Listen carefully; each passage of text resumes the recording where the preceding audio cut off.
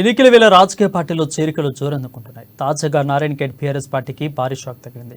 సంగారెడ్డి జిల్లా నారాయణఖేడ్ పట్టణంలో king palace function హాల్లో మాజీ సర్పంచులు, ఎంపీటీసీలు 2000 పైగా కార్యకర్తలు కాంగ్రెస్ పార్టీ తీర్థం పుచ్చుకున్నారు. స్థానిక ఎమ్మెల్యే జీవన్ రెడ్డి, ఎంపీ అభ్యర్థి సురేష్ కుమార్ షెట్కర్, మాజీ ఎమ్మెల్సీ రాములు నాయక్ ఆధ్వర్యంలో కాంగ్రెస్ పార్టీ కండువా కప్పుకున్నారు.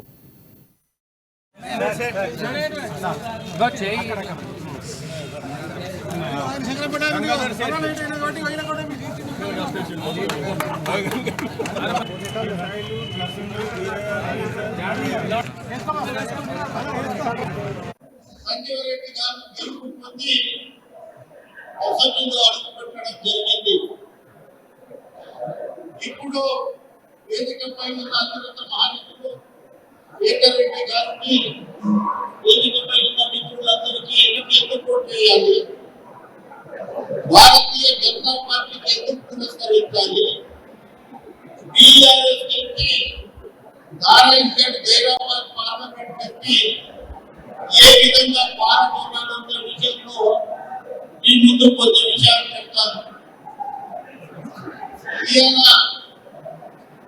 भारतीय जनता पार्टी आपके बाद चारों बार 380 सीटों పోటీ చేస్తుంది. కానీ 400 పోయిన సంజీవ్ రెడ్డి గారు గెలుపు పొంది